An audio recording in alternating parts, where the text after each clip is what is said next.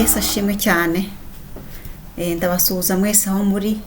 Nshimiye Imana ko yongeye kumbashisha kongera kuganira namwe ku byanditswe byera.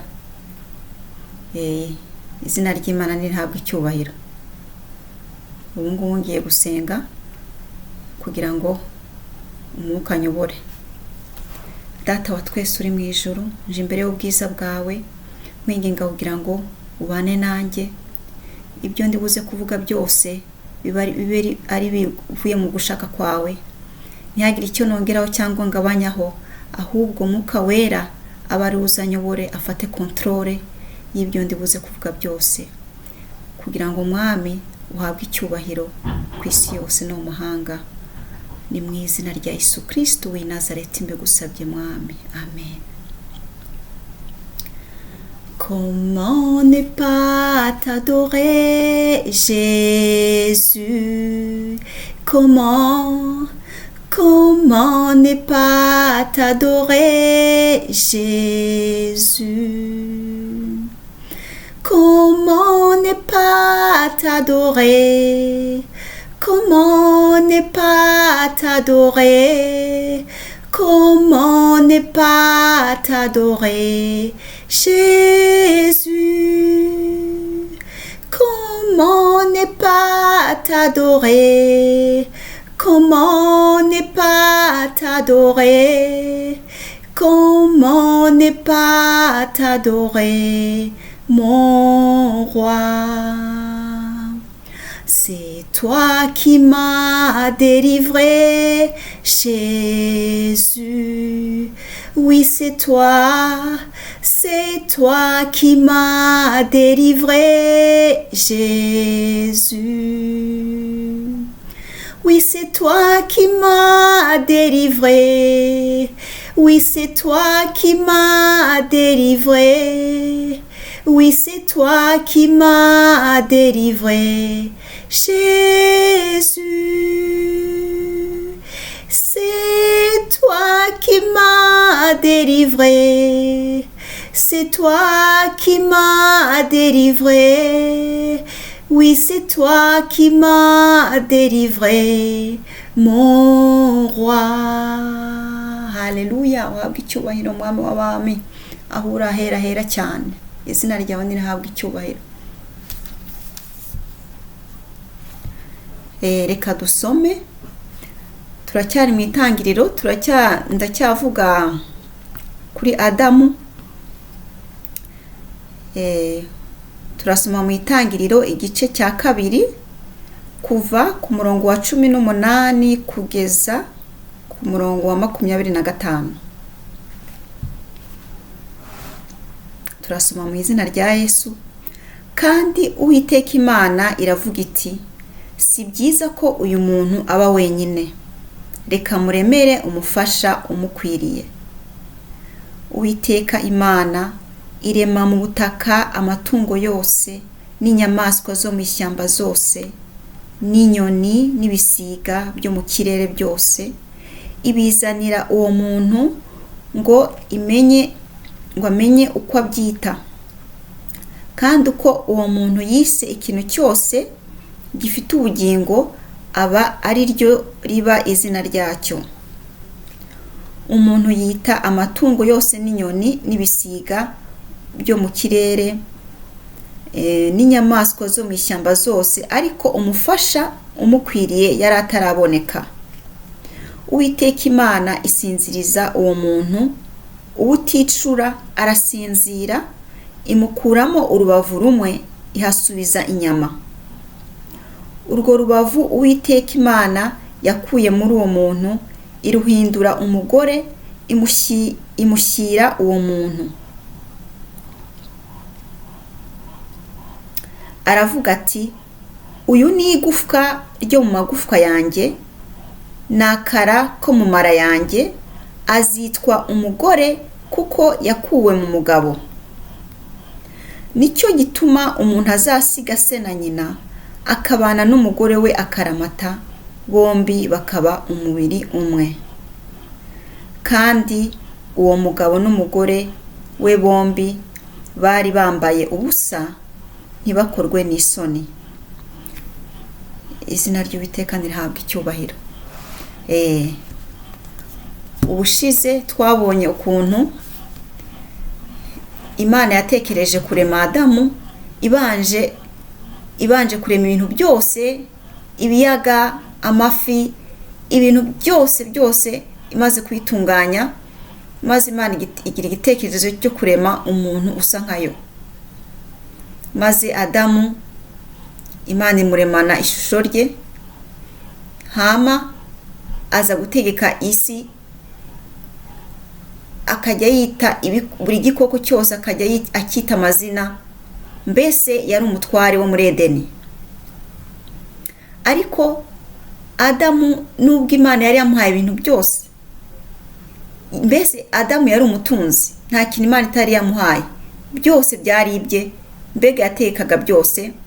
Ariko Imana yitegereje Adamu, ibona Adamu ntabwo yishimye, ibona Adamu afite agahinda, afite ikintu abuze, nawe na Adamu ubwe ntabwo yari azi icyo ari cyo, ariko yumvaga hari ikintu abuze, ku buryo umuremyi we yamwitegereje akavuga ati uriya mwana wanjye hari ikintu mbona abuze. Ati reka nzamuremere umufasha umukwiriye, niko ibyanditswe byera bitubwira. Maze nibwo Imana mu bwihisho bwayo yasinzirije Adamu, imukuramo urubavu, kote yiwe, irema Eva. Hanyuma Adamu yikanguye asanga Eva ari iruhande rwe. Imana ishimwe cyane. Mu by'ukuri ntabwo Adamu yigeze yiruka imisozi ajya gushaka Eva, nta naho yari kumukura, kuko muri isi ya none akenshi iyo umuntu ashaka umutware, yifuza umutware cyangwa yifuza umufasha, akenshi usanga abantu biruka imisozi, ngaho muri boîte, ngaho mu boîte, ngaho mu mabare, ndetse n'ahandi hose ngo umuntu arimo gushakisha uwo bazubakana. Ese mu kabyiniro, mu mabare, aho ngaho niho umuntu yakura uwo bubakana? Ibyo ntabwo bishoboka. Niba umuntu ari umukristo ashaka ikintu kizima, ntabwo yagomba gushakira, ntabwo agomba kwirwanirira ngo arajya kwiruka ashaka abagore, ajya kwiruka ashaka umugabo. Oya, nkuko tubibona mu byanditswe, ntacyo Adamu yigeze akora, nta na effort nto yagize, ariko Imana yaramwitegereje, ibona akwiriye umufasha, ibona Adamu aravunitse, ibona mbese mu bikoko byose Imana yari yaremye byose, buri kintu cyose cyari gifite, cyari ikigabo n'ikigore, ariko Adamu ari wenyine. Adamu akabura uwo baganira, akabura uwo bahuje, ariko Imana yari yayibonye kera. Yo yanamuremye yari izi n'ikintu yifuza, yamenya gusoma umutima we, ikamenya icyo yifuza. Hanyuma ku buntu bw'Imana, Adamu abyutse igitondo kimwe abona Eva araho, kandi nkuko twumva Adamu yabikoze, Adamu yabyifashemo, yitegereje Eva, ntabwo byamutunguye cyane, ntabwo byamutunguye, ahubwo yavuze ati ahangaha avuga ati, uyu ni igufwa ryo mu magufwa yanjye, n'akara ko mu mara yanjye, azitwa umugore kuko yakuwe mu mugabo. Ako kanya Adamu yahise yita Eva umugore, nkuko Imana yari yamuhaye ubutware bwo kwita amazina ibikoko byose byo muri Edeni, niko na Eva yagombaga kubona izina. Bagenzi, nukuri izina rirakomeye cyane.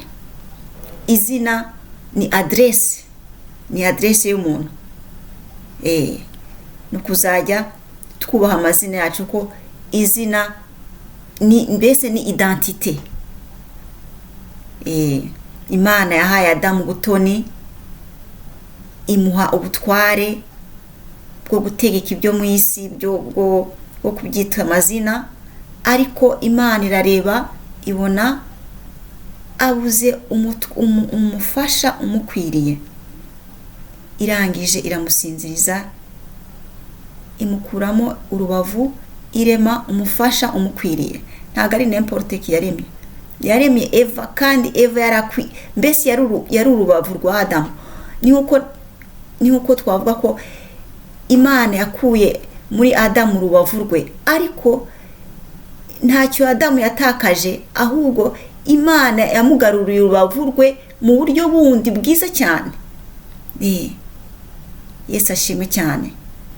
Ariko hano hanze kuri isi akenshi iyo umuntu ashaka kubakana cyangwa se yifuza ubakana, ntago ari ikintu cyoroshye, nta nubwo ari ikintu cyo gushakishwa, ahubwo ni byiza, ni ngombwa gusenga Imana, ugasaba umufasha Imana, ugasaba umutwara Imana ikagutoranyiriza ugukwiriye, kuko na Adamu Imana yamutoranyirije umukwiriye.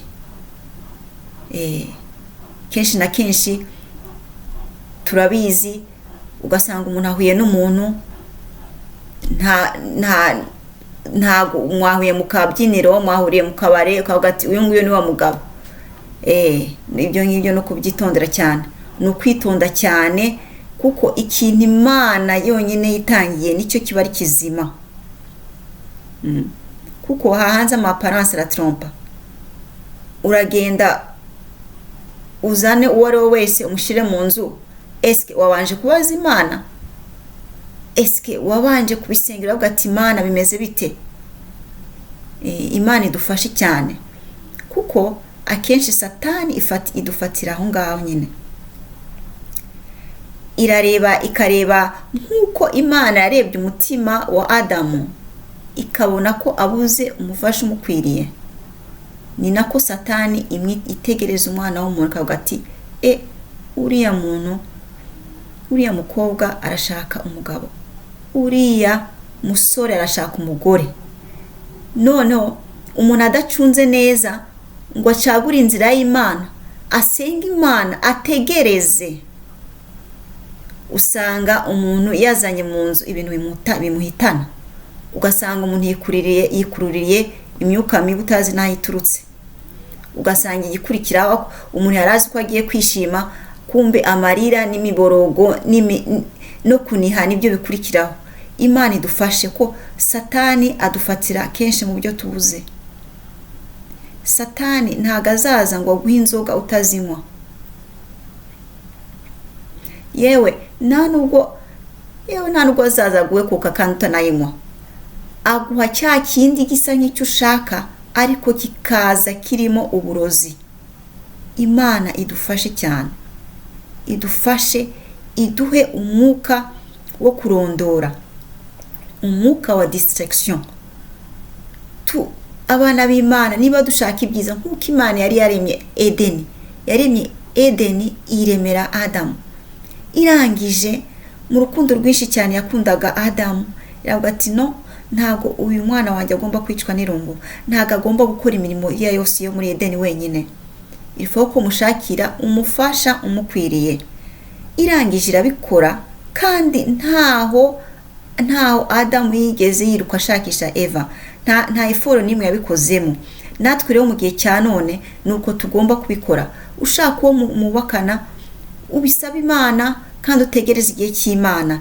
Hagize nuza uwongera ukonsulta Imana, uvuga ati ese nuriya wanjye cyangwa n'ikindi n'undi urututse mu nzira zitarizo. Imana yacu iratubwira, iravuga. Yaduhaye umunwa, siyo inaniwe kuvuga. kandi yaturemye dukunze cyane. Gusa akenshi usanga tuba kure y'Imana kandi ahantu iyo umuntu ari kure y'Imana n'ibisubizo biba kure. Nuko ngiko byifashe. No muri kamere umwana w'umuntu dukunza kenshi kunanirwa gutegereza biratunanira. Muri cya gihe cyo gutegereza niho Satani aza akatugeragereza, kuko kwihangana ni ikintu gikomeye. Kwihangana kuvamo umusaruro. Na Yesu akiri mu isi yarihanganye bagenzi, yihanganiye ibintu byinshi, ariko yageze ku cyo yashakaga kubera kwihangana.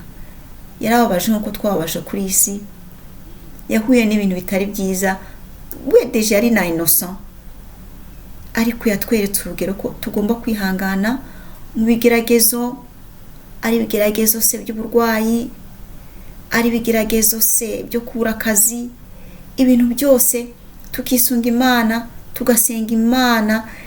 Data wa twese uri mu ijuru yaduhaye umwana we kinege Yesu Kristo, ntago ari ubwo azatwima ikindi kintu cyose tuyisabye.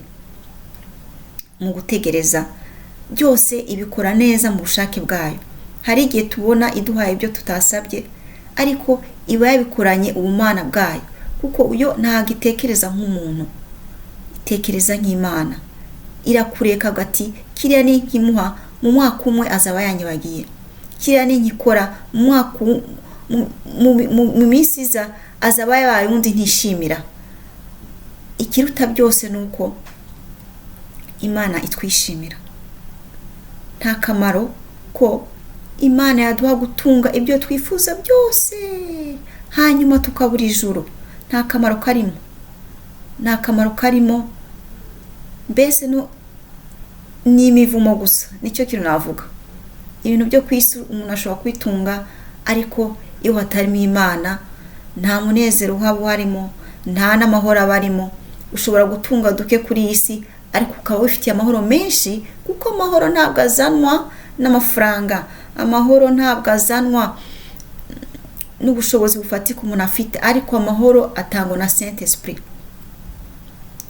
Uwiteka dufashe cyane kuzajya tumenya ko Papa wo mu ijuru buri gihe azi neza icyo dukeneye tutaranakivuga.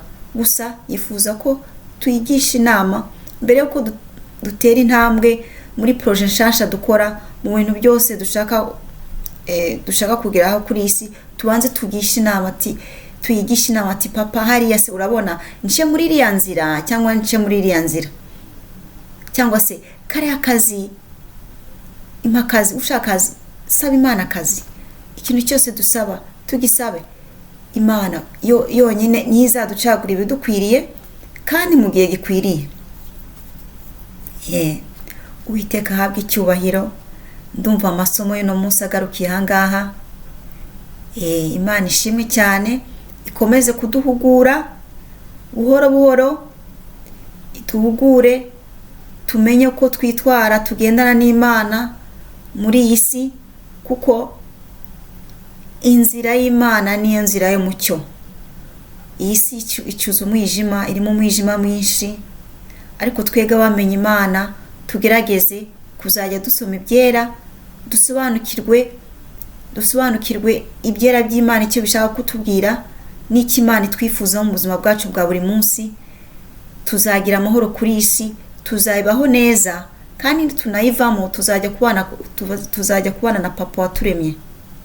Kandi ibwo nibwo bugombe bwayo ko tuba muri iyi si tukayibamo neza, kandi tunayivuyeho tukabana nayo mu bwami bw'ijuru, aho yaduteguriye, aho tuzabana nayo. Izina ry'Imana nihabwe icyubahiro. Mukomeze mugire ibihe byiza. Imana ibarinde aho muri hose. Ndabakunda cyane mu izina rya Yesu Kristo. Umwami Yesu Kristo abaha amahoro, kandi abaha icyo umutima wanyu wose cyose wifuza kijyanye n'ubugombe bwayo. Amen, amen.